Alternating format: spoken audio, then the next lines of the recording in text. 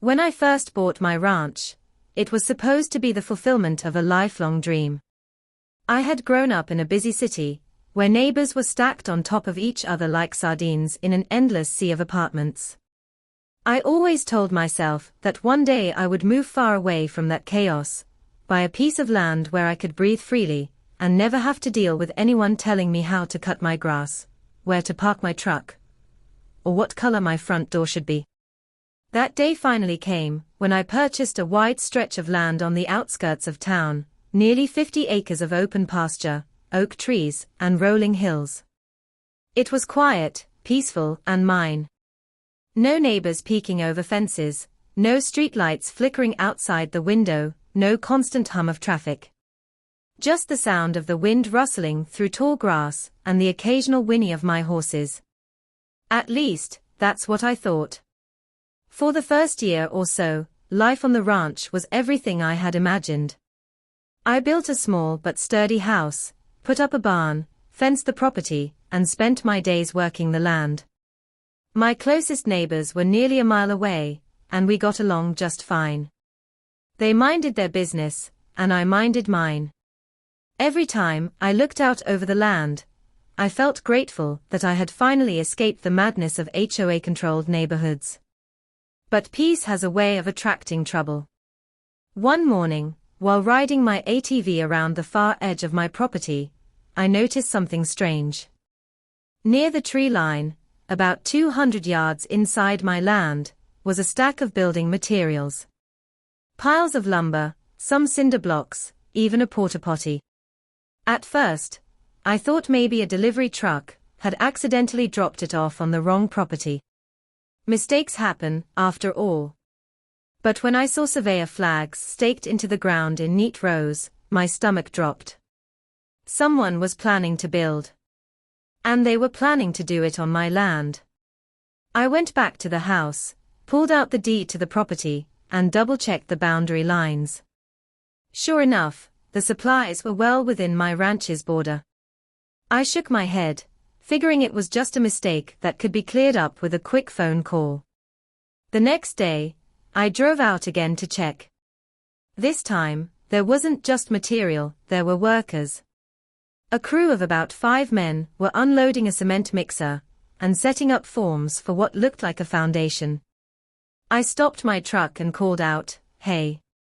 You guys realize this is private property, right?" One of the men looked up, shrugged, and said, "We're building new amenities for the HOA. Talk to them."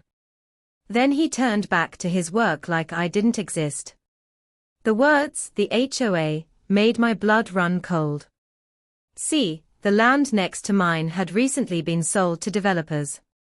They were planning to turn it into yet another cookie-cutter subdivision, a place where every house looked the same, where homeowners were fined for leaving their trash cans out too long, and where some power-hungry HOA president strutted around like a king. I had already been dreading having them as neighbors, but I never imagined they would be bold enough to trespass onto my property and start building. I drove straight to the HOA's temporary office, which was just a trailer parked at the front of the new development. Inside sat a woman who looked like she had been preparing all her life to boss people around. Her hair was stiff with hairspray, her glasses perched low on her nose, and her lips were pursed into a permanent scowl. "Can I help you?" she said, in a tone that suggested she'd rather do anything else. "Yeah," I replied, trying to stay calm. "Your crew is building on my property. They've already started putting up a foundation. You need to move them off my land, now." She smirked, tapped a stack of papers on her desk, and said, "Actually, according to our plans, that section is part of our community expansion. The HOA has full authority over it." I couldn't help but laugh. "Your plans don't change my deed. I own that land. I've got the legal documents that prove it." The woman narrowed her eyes and said, "Well, maybe you should talk to our lawyers. But the construction will continue. We're putting in a clubhouse and a pool for the neighborhood, and it's already been approved by our board." I felt my jaw tighten. "Approved by your board?" Lady, I'm not in your HOA. Your board doesn't mean squat on my ranch. She waved her hand dismissively, like I was just some stubborn child. It's going to be easier for everyone if you cooperate. After all, once the development is complete, this entire area will fall under the HOA's management. That includes your ranch. I stood there stunned for a moment, wondering if I had heard her correctly. You're telling me you think your HOA can take over my property? That's not how the law works. Her smirk widened. Laws can be interpreted. Our lawyers are very good at what they do. At that moment, I realized I wasn't dealing with a simple misunderstanding. This wasn't an accident. The HOA was deliberately trying to steal my land, piece by piece, by building on it and then claiming it as part of their subdivision. I walked out of that trailer fuming, my fists clenched so tight, my knuckles were white. They thought they could just waltz onto my land, build whatever they wanted, and bully me into giving it up. Not a chance. That night, I called a couple of friends who lived nearby, men who had worked ranches and knew the value of standing your ground. I told them what had happened, and they immediately offered their help. You don't let people like that push you around, one of them said. If they are bold enough to trespass, you'd better be ready to show them you won't back down. The next morning, I decided to pay another visit to the construction site. Only this time, I wasn't going alone. The morning after my conversation with the so-called HOA president, I woke up with a pit in my stomach. Sleep hadn't come easy. Every time I closed my eyes, I pictured those workers pouring concrete on my land, their smug faces acting like they belonged there. The idea that someone could just walk in and decide they owned what I had worked for made my blood boil. But I wasn't about to sit back and let it happen. Before heading out, I called my two closest friends, Dale and Carter. Both of them were ranchers, and both had lived long enough to understand that sometimes, when people try to push you, you've got to push back harder. Dale showed up in his pickup, shotgun racked in the back window, and Carter rolled in right behind him with his old hunting rifle slung across his shoulder. We weren't looking for trouble, but we weren't about to look helpless either. As we drove toward the far side of my ranch, the rumble of the trucks seemed to echo the tension building inside me. The air was still cool, the kind of crispness you get early in the morning before the sun climbs high. When we reached the site, my worst fears were confirmed, progress had been made. The workers had already poured the first layers of concrete, forming the outline of what was clearly a foundation. Rebar stuck up like iron weeds, and a generator hummed in the background. I slammed my truck door shut and called out, "That's enough. You're trespassing, and you're going to stop right now." The foreman, a stocky guy in a hard hat, looked at me like I was an annoying mosquito. "Sir, we've got authorization. You'll need to take this up with the HOA." Carter barked a laugh. "Authorization? You're on private land that don't belong to you. Ain't no HOA paper strong enough to change that." Dale added, "You keep working here, you're stealing." Plain and simple. The workers exchanged uneasy glances, but the foreman shook his head and waved them back to work. "Keep going, boys. Don't pay them any mind. Lawyers will sort it out later." That was the last straw. I stepped closer, my boots crunching on the gravel. "No," I said firmly. "The lawyers won't sort it out later. You're going to pack up your tools and leave, right now. You've already crossed the line." One of the workers muttered under his breath, "Man, this ain't worth it," but the foreman shot him a glare. Carter leaned on his rifle, not pointing it, just resting his hand there, and said in a calm, level voice, "I reckon you boys don't want to be here when the sheriff shows up. Because that's exactly who we're about to call." At the mention of law enforcement, a ripple of hesitation passed through the crew. A couple of them started setting down their tools. The foreman, though, puffed out his chest. The HOA board already told us this land was disputed. You think the sheriff's going to arrest us for following orders? I pulled out my phone, opened the photo album, and showed him pictures I had taken of the survey markers and my deed. This isn't disputed. This is mine. You step 1 foot further with that cement mixer, and you're deliberately breaking the law. Silence fell for a moment, the only sound the buzzing of the generator. Then Dale spoke up, his voice slow and deliberate. You see, fellas, this ain't just about concrete. This is about respect. And right now, you're stomping all over it. The workers started gathering their gear. The foreman looked furious, but it was clear he was losing control of his crew. Fine, he snapped. We'll pause for today. But you're going to regret this. The HOA doesn't back down. They'll take you to court, and you'll lose more than just this patch of dirt. He stomped off, barking orders at his men to load the trucks. Once they left, we walked the site, shaking our heads at the damage already done. The ground had been torn up, the foundation scarred into the earth like a wound. I took dozens of photos, determined to document every inch. Evidence would be my shield if this thing escalated further. Back at the ranch house, I made some calls, first to the county clerk, then to the sheriff's office. The clerk confirmed what I already knew: the property was legally mine, uncontested, and not zoned for subdivision development. The sheriff's office, however, was less comforting. The deputy I spoke with said, "Sir, these kinds of disputes can get messy. If the HOA claims they had authorization, we'll have to let the courts handle it. Our hands are tied unless there's a clear violation." A clear violation? I snapped. They are pouring concrete on my land without my permission. How much clearer does it need to be? The deputy sighed. Look, I'm not saying you're wrong. I'm just saying the HOA's lawyers are probably already spinning this. Be prepared for a legal battle. Legal battle. The words made my stomach turn. I had moved out here to avoid exactly this kind of nonsense. But now it seemed the HOA wasn't just a nuisance, they were a real threat. That evening, Dale and Carter stayed for supper. We sat around the kitchen table, plates of stew in front of us, going over options.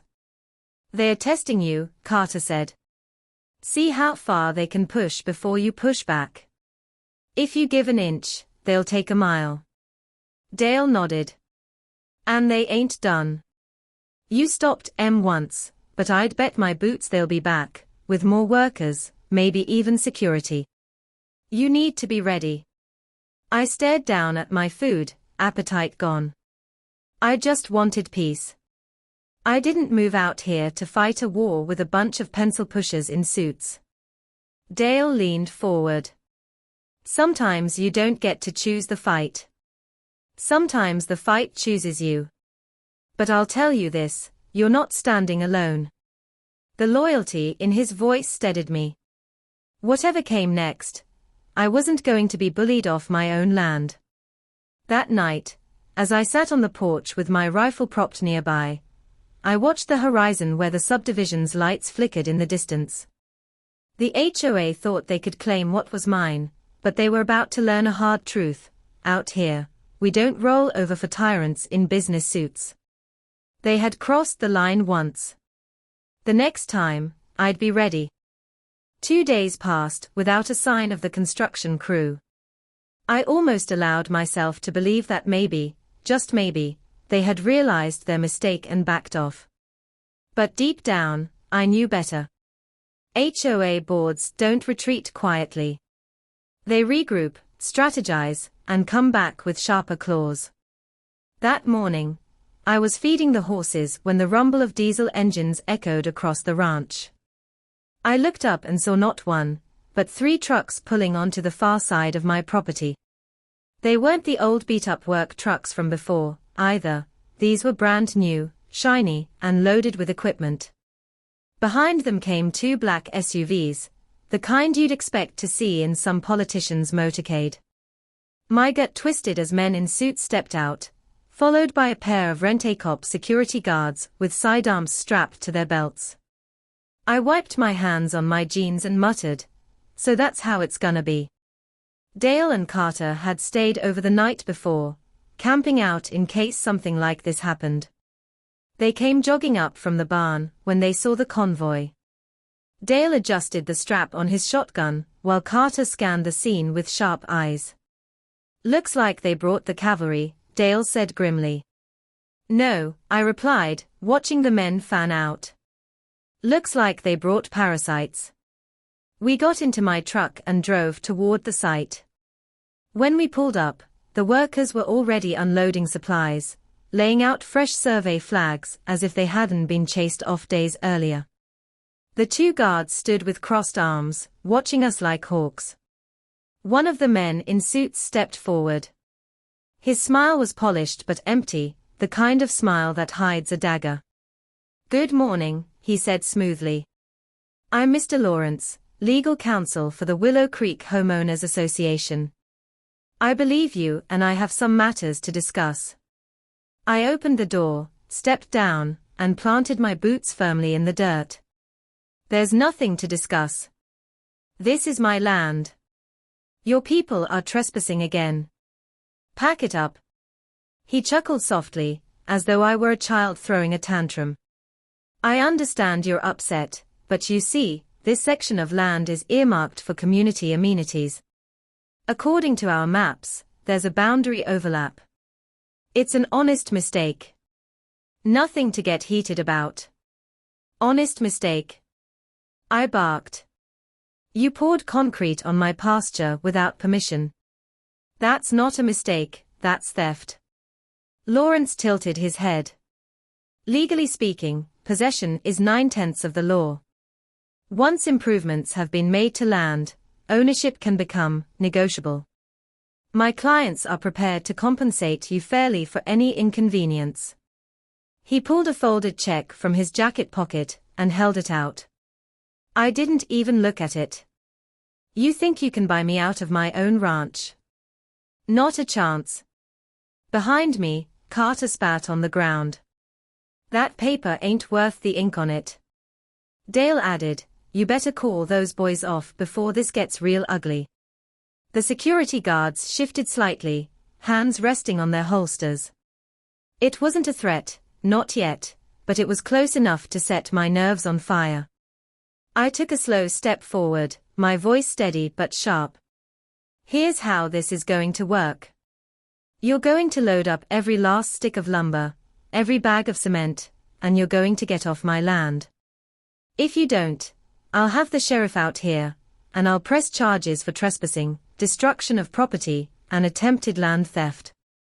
Lawrence's smile faltered, but only for a second. "Sheriff, we've already spoken to county officials. They're aware of the situation. Frankly, they'd rather see this land developed than sitting unused." That hit a nerve. Unused. I live here. I work this land every day. Just because it doesn't fit your cookie-cutter subdivision plan doesn't mean it's worthless. Dale's voice rumbled low. "He's got more right to this dirt under his boots than your whole board combined." One of the guards finally spoke up, his tone smug. "Sir, if you interfere with the work again, we'll have to detain you until authorities arrive." That was it. The last straw. I turned slowly, opened the truck door, and pulled out my rifle. I didn't aim it. I didn't need to. Just resting it across my arms was enough to send a clear message. Carter followed suit, unslinging his hunting rifle, while Dale set his shotgun across his shoulder. The reaction was immediate.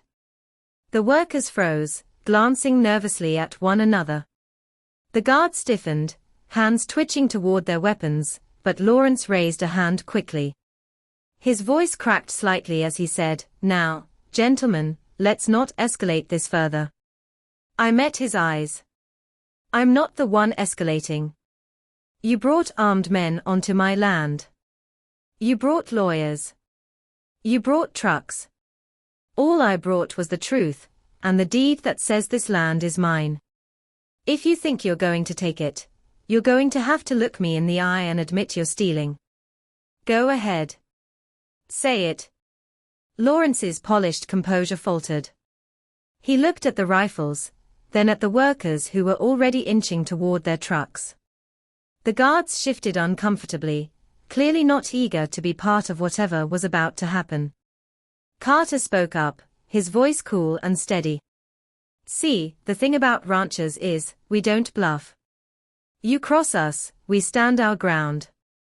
That's the way it's always been. The tension hung thick in the air, heavy as a thundercloud. For a moment, it felt like everything could go sideways in a heartbeat. But then, slowly, Lawrence tucked the check back into his pocket and forced a strained smile. This isn't over, he muttered. You'll be hearing from our attorneys. But for today, we'll withdraw. He gestured sharply, and the workers began reloading the supplies. The guards reluctantly followed, though not without shooting us bitter glares. As the convoy finally pulled out, dust trailing behind them, the three of us stood there in silence. My heart was pounding, but I didn't let it show. Only when they were out of sight did I exhale. Dale let out a low whistle. Well, I'll be damned. Never seen suits turn tail that quick. Carter chuckled. They came here thinking they could bully a rancher with paper and pistols. Turns out, they didn't have the backbone for it. I tightened my grip on the rifle. This isn't the end. They'll try something else. I can feel it. And I was right. Because the HOA wasn't done with me. Not by a long shot.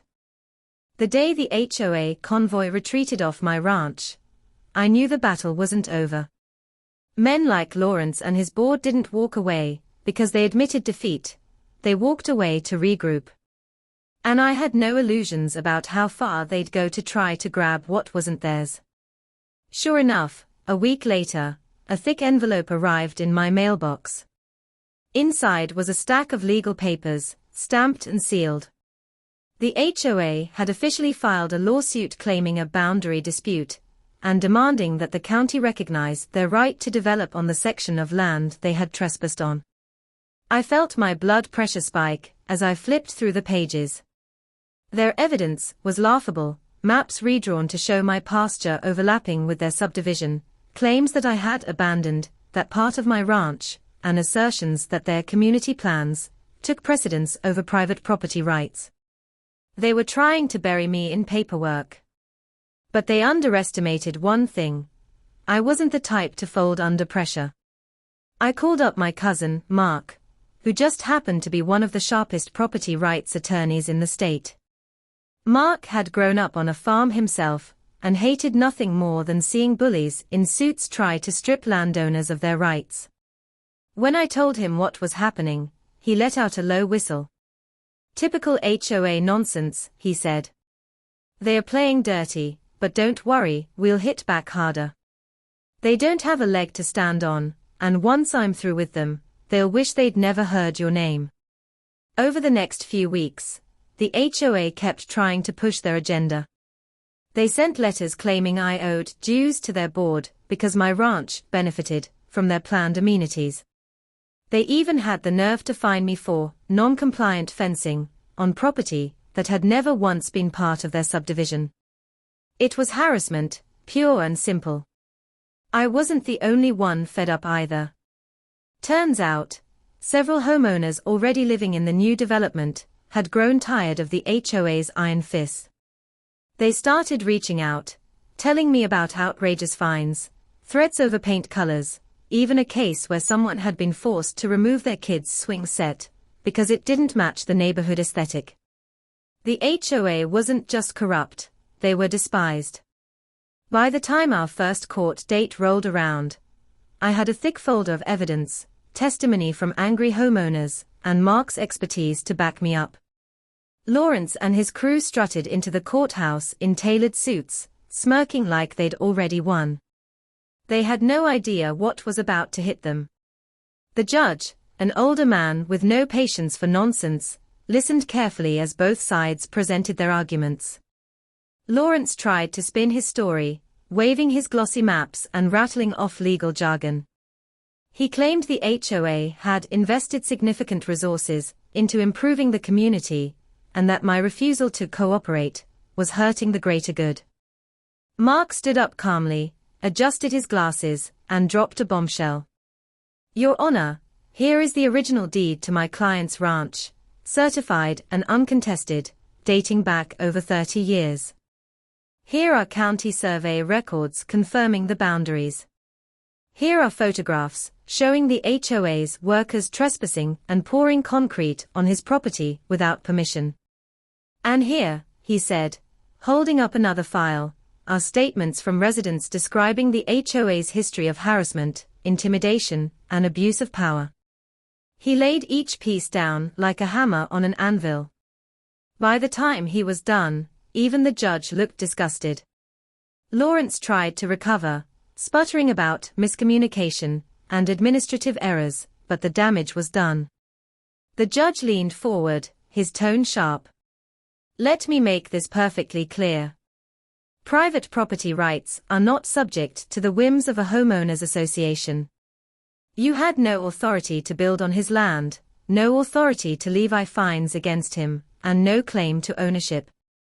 This lawsuit is not only baseless, it borders on malicious. Lawrence paled, his smug expression evaporating. The gavel came down hard. Case dismissed. Furthermore, I am ordering the HOA to cease all encroachment, pay for the removal of any unauthorized construction, and cover the defendant's legal fees. The courtroom buzzed as the ruling sank in. My chest felt lighter than it had in months. After all the stress, the sleepless nights, the threats, and the harassment, the truth had prevailed. But the victory wasn't just mine. News of the ruling spread fast through the subdivision, emboldening homeowners who had been afraid to speak up. Within weeks, residents began organizing against the board, demanding accountability, and even threatening to dissolve the HOA entirely. Meanwhile, back on my ranch, the peace I had fought so hard to protect returned at last. The concrete foundation the HOA had tried to lay was torn out and hauled away at their expense. The pasture healed, grass growing back where their so-called clubhouse was supposed to stand. One evening, Dale and Carter came by again, and we sat on the porch watching the sun sink below the horizon. Well, Carter said with a grin, guess you showed em what happens when city slickers mess with country folk. Dale raised his beer and added, ain't no HOA strong enough to take a man's land when he's willing to stand his ground. I smiled, feeling the weight of it all finally lift. They thought they could scare me, buy me, or bulldoze me. But this ranch isn't just dirt and grass, it's freedom. And freedom doesn't come with an HOA fee. The three of us laughed, the sound carrying out across the quiet land. And as I looked out over my ranch, untouched and mine again, I realized something important. The HOA might have money, lawyers, and influence, but in the end, none of it mattered. Because when you know what's yours, and you've got the will to defend it, no amount of corruption can take it away. The HOA had started a fight they thought they could win. Instead, they ran crying when they realized the truth. Out here, we don't bow to bullies. Out here, we stand tall. And out here, this land will always be mine.